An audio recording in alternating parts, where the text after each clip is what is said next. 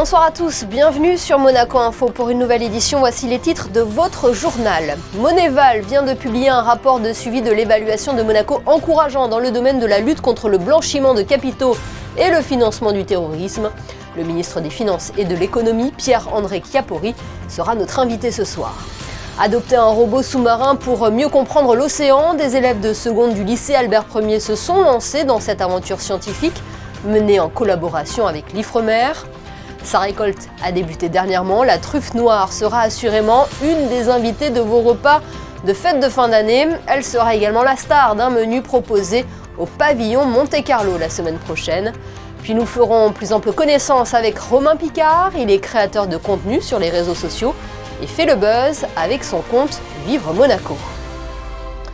Moneval, le comité d'experts du Conseil de l'Europe sur l'évaluation des mesures de lutte contre le blanchiment de capitaux et le financement du terrorisme, a publié aujourd'hui un rapport de suivi de l'évaluation de la principauté qui se révèle positif. Dans ses conclusions, le comité estime que Monaco a amélioré ses mesures de lutte contre le blanchiment de capitaux et le financement du terrorisme, démontrant des progrès significatifs dans le niveau de conformité avec les normes du GAFI. Pour mieux comprendre les enjeux et l'importance de ce rapport, Pierre-André Chiappori est notre invité ce soir. Le ministre des Finances et de l'Économie a reçu Patricia Navarro au ministère d'État. Monsieur le conseiller, bonsoir. Bonsoir.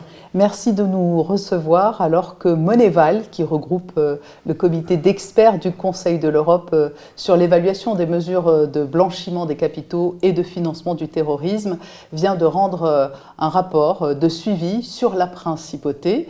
Un rapport globalement très positif, vous allez nous l'expliquer, mais avant cela peut-être une contextualisation.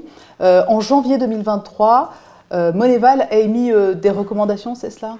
Oui, donc un rapport de Moneval publié en janvier 2023 porté sur l'attitude générale des institutions et les moyens mis par la principauté en service pour lutter contre le blanchiment, la lutte contre le financement du terrorisme et la prolifération. Et le rapport était assez critique. À la suite de ce rapport, nous avons été mis en suivi renforcé par deux organismes, d'une part Moneval et d'autre part le GAFI. Alors peut-être faut-il éclairer un peu... Oui, le distinguo entre Moneval et GAFI. Oui, parce qu'on parle des deux et souvent on fait l'amalgame. Alors le GAFI, d'abord, c'est une organisation internationale de lutte contre le blanchiment d'argent et le financement du terrorisme. Moneval, comme vous l'avez rappelé, est une institution européenne qui travaille de façon très étroite avec le GAFI, mais qui dépend du Conseil de l'Europe.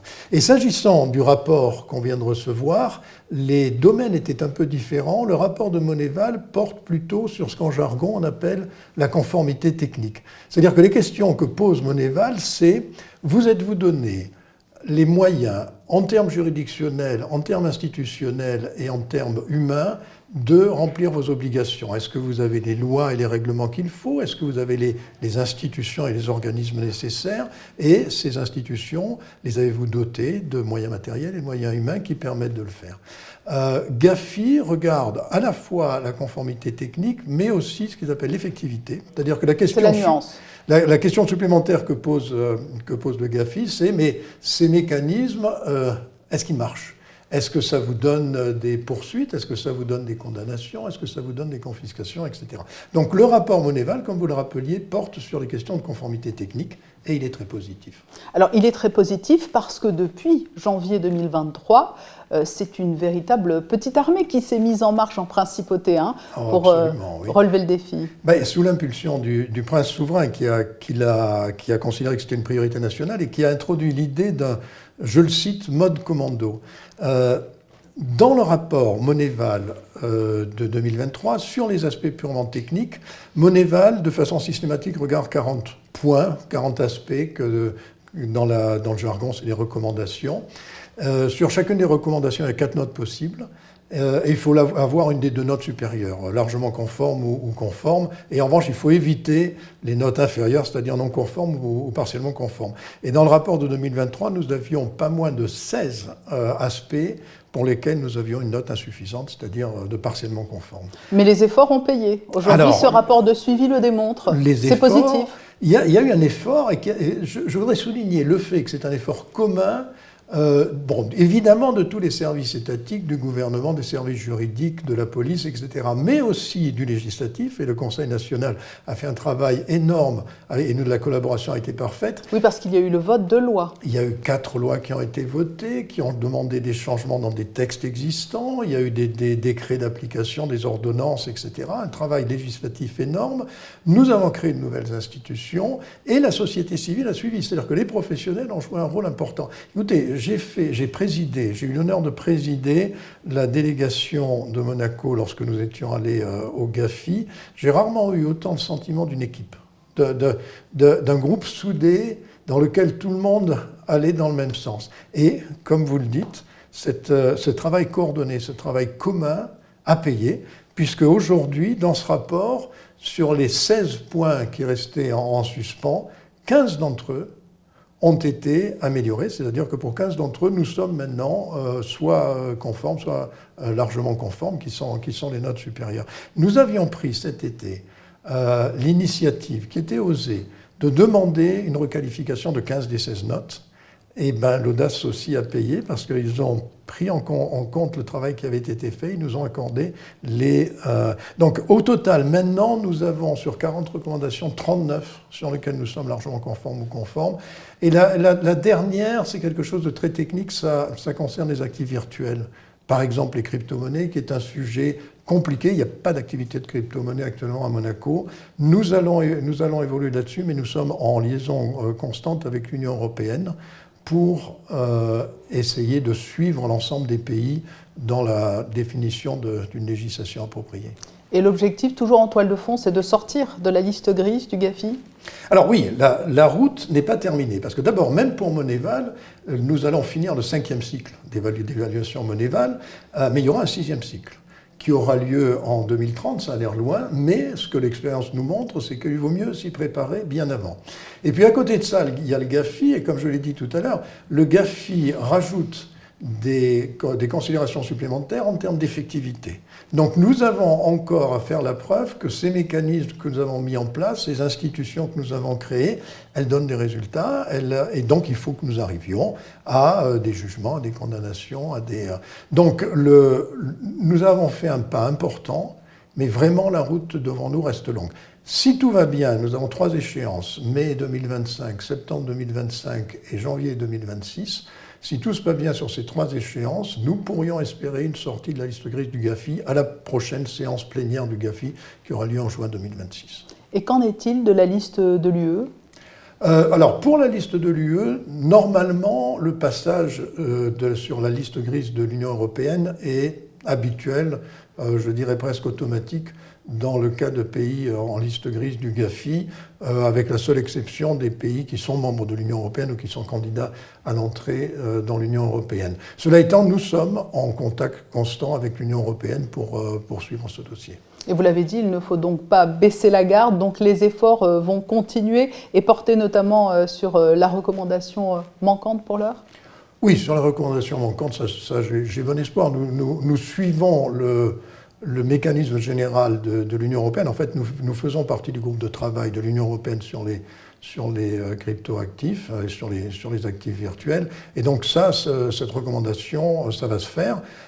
Nous avons à progresser dans le cadre du GAFI et des recommandations d'effectivité. Et inévitablement se trouvent en arrière-plan les questions fiscales. Et puis il y a toujours aussi parfois dans les esprits le fait d'associer Monaco à un paradis fiscal. Et ça, c'est vraiment aussi un peu le nœud du problème et ce contre lequel vous souhaitez lutter et clarifier les choses. Absolument. Ça fait partie des fantasmes dont je n'arrive toujours pas à comprendre pourquoi cette fixation. Un paradis fiscal, c'est quoi de nos jours? Les paradis fiscaux, c'est avant tout, vraiment beaucoup plus que tout le reste, des pays qui donnent un traitement privilégié aux entreprises qui viennent s'installer chez eux, ou en tout cas qui domicilient chez eux leurs bénéfices. Autrement dit, il y a un certain nombre de multinationales qui utilisent des systèmes de prix internes, de valorisation de brevets, de valorisation de licences, etc., pour rapatrier leurs bénéfices dans le ou les pays pour lesquels la fiscalité des bénéfices des entreprises est la plus basse. On parle de dizaines, voire de centaines de milliards d'euros, et d'ailleurs c'est l'un des sujets les plus, sur lesquels l'OCDE travaille de façon tout à fait active. Ce n'est absolument pas le cas de Monaco. Monaco a le même impôt sur les bénéfices des sociétés que la France. Bon, à l'exception des sociétés qui font les 3/4 de leur chiffre d'affaires ou plus à Monaco, c'est-à-dire que les vendeurs de cartes postales du Rocher ne payent pas l'impôt sur les bénéfices. Mais sinon, pour les sociétés, nous ne sommes absolument pas un paradis fiscal.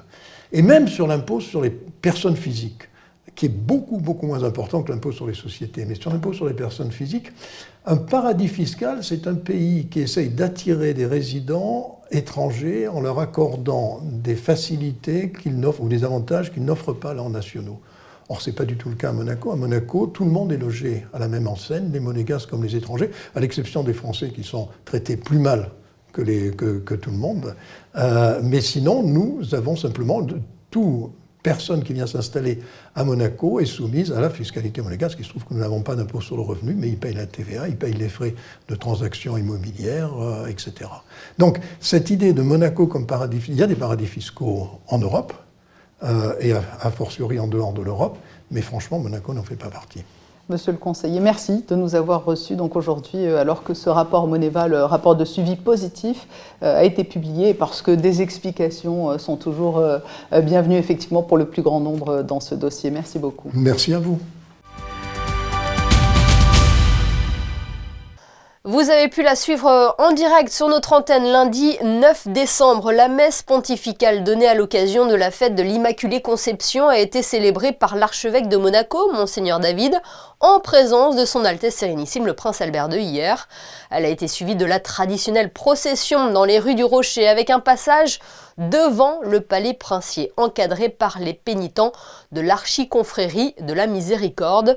Depuis l'an dernier, cette manifestation prend un relief particulier avec la participation de l'orchestre des carabiniers du Prince qui accompagne la messe et la procession. À noter que la fête de l'Immaculée Conception est un jour doublement particulier puisqu'il s'agit également de la fête patronale de la cathédrale et de l'archiconfrérie de la Miséricorde. Voilà maintenant un siècle qu'il œuvre pour préserver l'héritage et le patrimoine culturel de la Principauté. Le Comité national des traditions monégasques fête cette année ses 100 ans.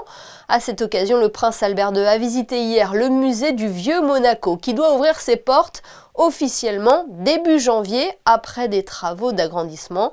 Le prince souverain a pu découvrir en avant-première une exposition temporaire qui résume l'histoire du comité depuis sa création. Claude Manzon nous rappelle les principaux engagements du Comité national des traditions monégasques qu'elle préside. Elle est au micro d'Émilie Flamin et d'Alexandra Marangoni. Maintenir, raviver toutes les traditions, quelles qu'elles soient religieuses ou qu'elles soient folkloriques, populaires. Ensuite, promouvoir notre langue monégasque. Très important. Il faut que, avant c'était une langue qui était simplement orale, donc il a fallu la transcrire pour qu'elle puisse passer de génération à génération. Il faut transmettre parce que si c'est pas les anciens qui essayent de transmettre aux jeunes, les anciens après, malheureusement c'est la vie de tout le monde, c'est de disparaître. Et donc il faut que les jeunes prennent conscience que c'est important de pouvoir transmettre toutes les traditions de son pays. C'est notre identité nationale, quoi. C'est notre identité. On est un petit pays. Donc on veut conserver tout ce qui fait notre identité, la langue, les traditions religieuses, les traditions populaires.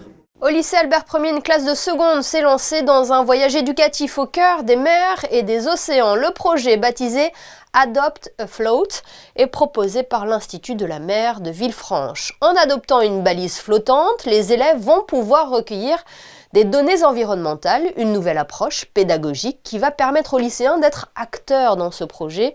Les détails dans ce reportage d'Alban Jean-Jambre et Jean-Alexandre Dordet. Parmi les milliers de balises sous-marines, le lycée Albert Ier vient d'adopter la sienne. Baptisé Prince Albert Ier, ce robot va arpenter les profondeurs de la mer Méditerranée tout en récoltant des données scientifiques. Si vous cliquez dessus, vous voyez son tracé. Alors nous, l'objectif, c'est que tout simplement, vous allez voir avec les scientifiques en biologie marine, vous allez analyser ces données qui peuvent être de l'ordre température, salinité, degré de chlorophylle. Les élèves, sous la supervision d'experts en biologie marine, vont analyser ces données durant l'année.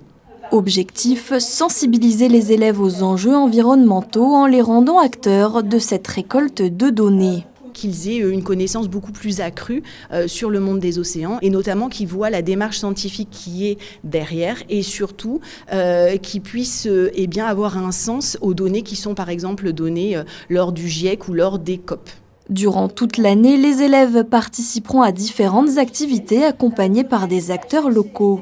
Qu'ils se rendent bien compte qu'il y a des acteurs qui sont très proches d'eux, qui ont cette vocation de sensibiliser à la préservation des océans et peut-être, qui sait, qui deviennent des disciples du prince Albert Ier. Au terme de cette expérience, la classe de seconde espère pouvoir participer à la conférence des Nations Unies sur l'océan à Nice en juin 2025.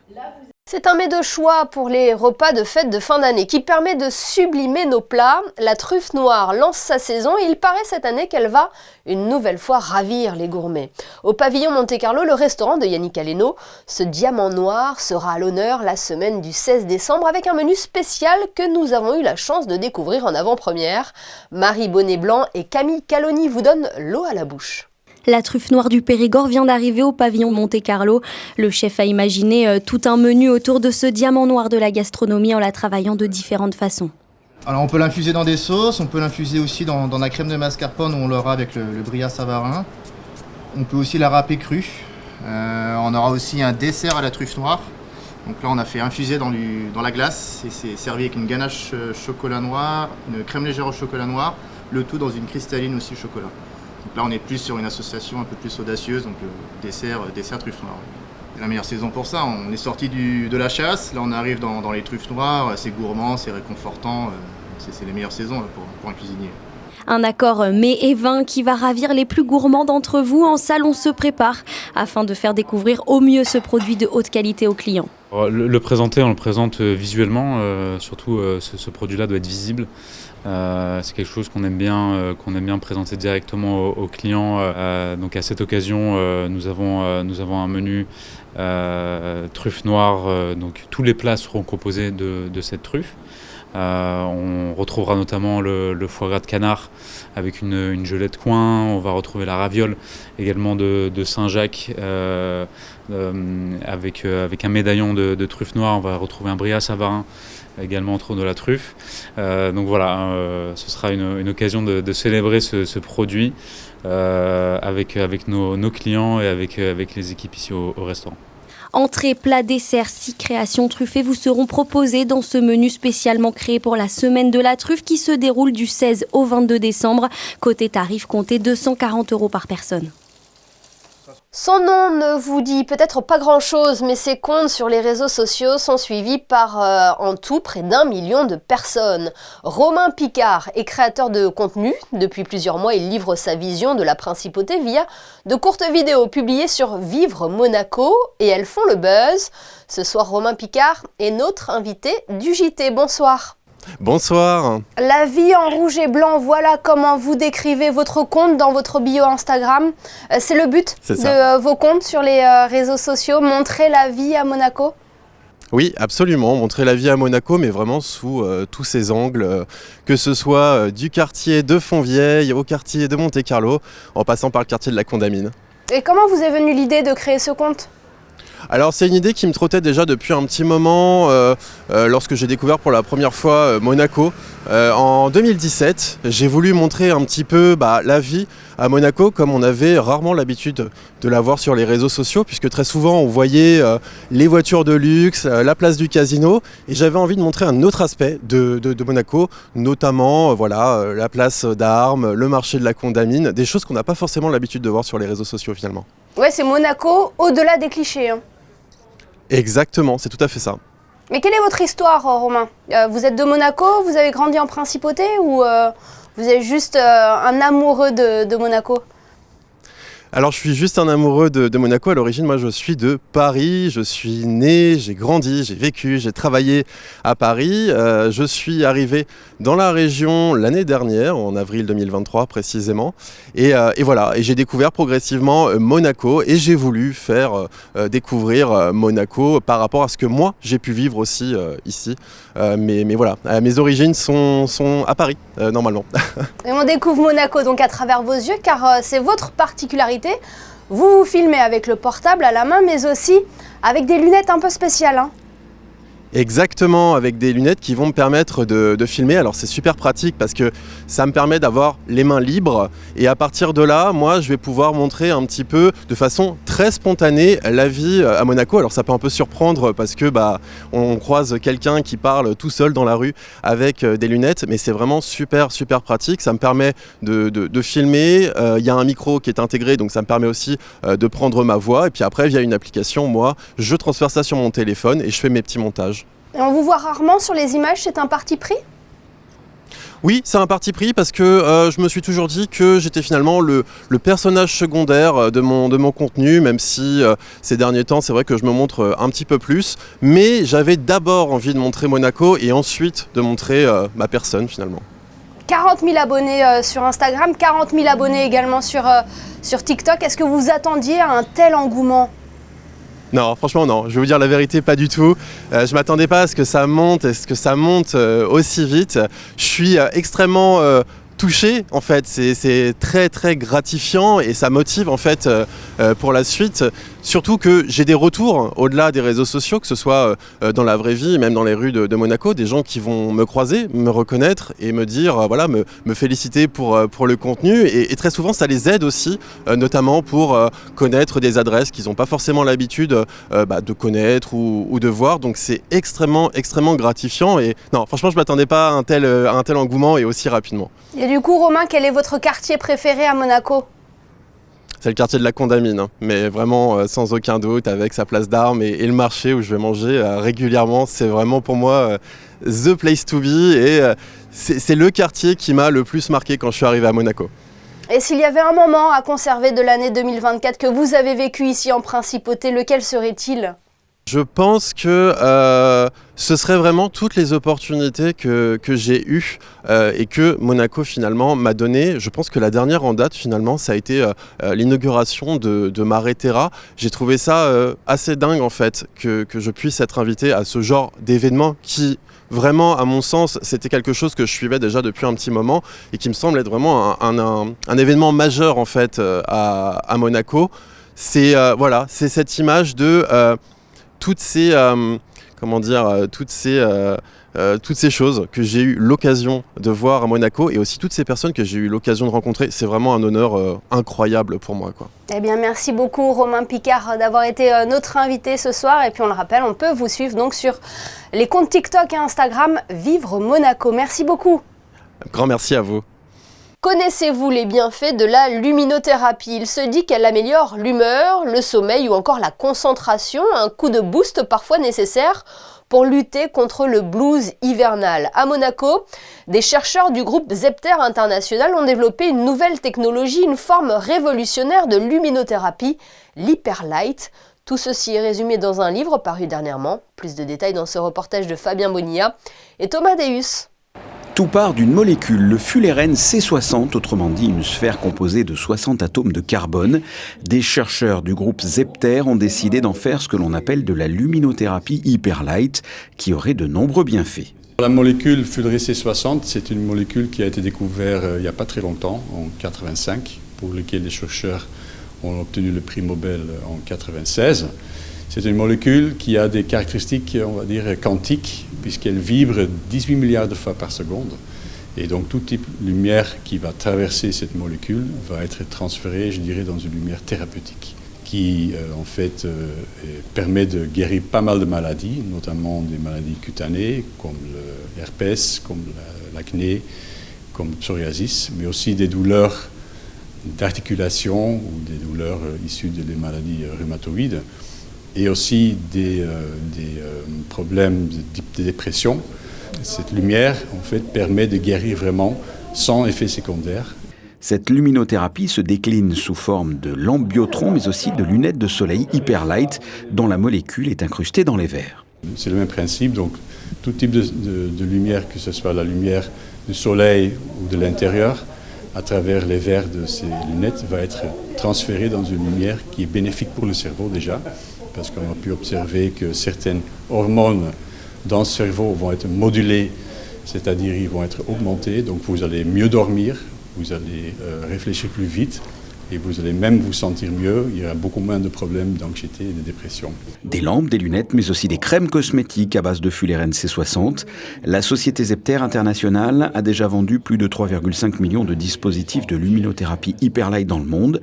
Pour mieux faire comprendre au public et aux spécialistes ce que peut apporter cette luminothérapie Hyperlight, le docteur Bart De Wever et Myriam Willems ont coécrit un livre. Ce livre, c'est un livre qui parle d'une technologie qui est unique au monde, qui est accessible à tous à la base de la molécule de fullerène, que nous décrivons dans le livre sous forme de différents produits, donc de lampes, de lunettes et de cosmétiques, donc, qui contiennent la molécule de fullerène qui va générer une hyperlight quantique qui a des propriétés extraordinaires sur la santé, notamment pour la guérison des plaies, la cicatrisation des plaies, les problèmes dermatologiques et tout ce qui est dépression saisonnière, donc les troubles affectifs saisonniers, et les dépressions, le vieillissement cutané. Donc il y a de nombreuses études de cas, tout est documenté dans notre livre. La luminothérapie Hyperlight, une avancée pour guérir et améliorer votre bien-être aux éditions JDH, a été écrit en 16 langues et est disponible dans une 60aine de pays.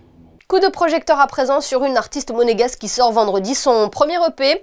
Elle s'appelle Shadav et nous propose un voyage sonore aux accents folk et où basse, guitare, batterie et piano s'entremêlent. Pour réaliser son projet, la chanteuse a pu bénéficier du soutien financier du gouvernement princier et de la Sogeda. Le portrait de Shadav est signé Émilie Flamin et Alexandra Marangoni.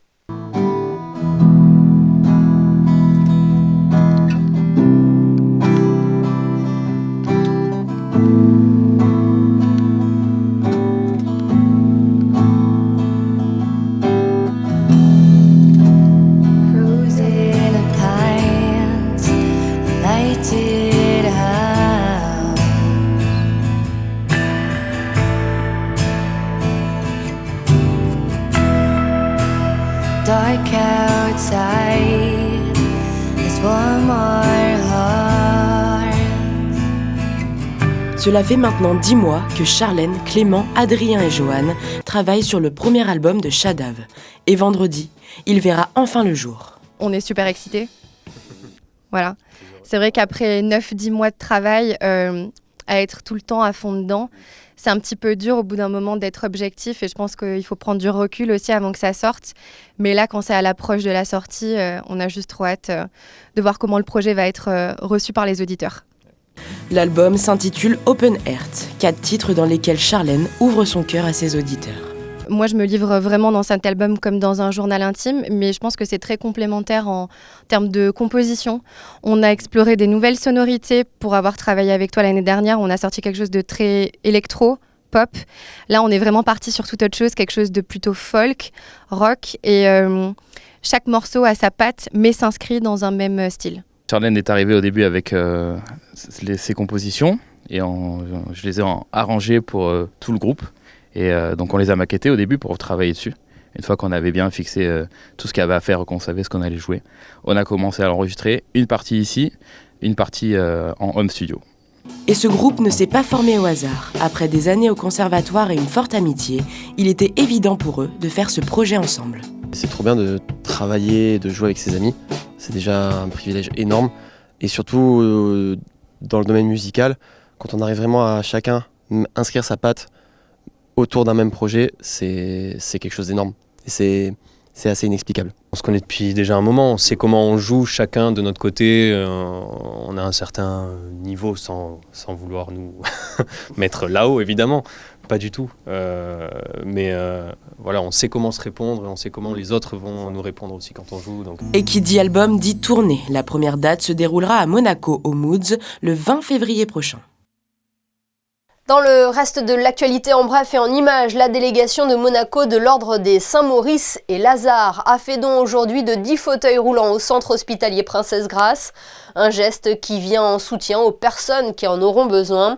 Cette remise s'est effectuée en présence notamment de son Altesse Royale le Prince Emmanuel Philibert de Savoie, dont la famille est à l'origine de la fondation de l'Ordre des Saint-Maurice et Lazare il y a plus de 450 ans maintenant.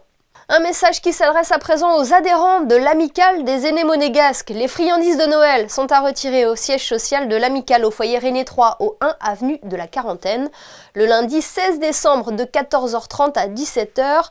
N'oubliez pas de vous munir de votre carte de membre à jour. Jetons un coup d'œil à présent à vos prévisions météo. Bonsoir Alban Jean-Jambre, est-ce que vous avez de bonnes nouvelles à nous annoncer pour la journée de mercredi ? Bonsoir Émilie, bonsoir à tous. Demain, le ciel restera sensiblement le même qu'aujourd'hui en principauté, à l'exception peut-être de nuages un peu plus denses et d'un vent plus fort. Il fera beau malgré tout et les températures seront comprises entre 8 degrés le matin et jusqu'à 13 degrés l'après-midi. Et pour cette journée du mercredi 11 décembre, nous fêterons les Daniels.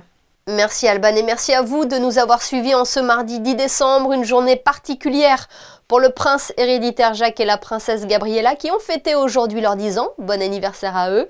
Ils sont mis à l'honneur ce soir par les photographes de la direction de la communication. Dans quelques instants, retrouvez Culturama proposé par José Sacré. Excellente soirée à tous sur Monaco Info.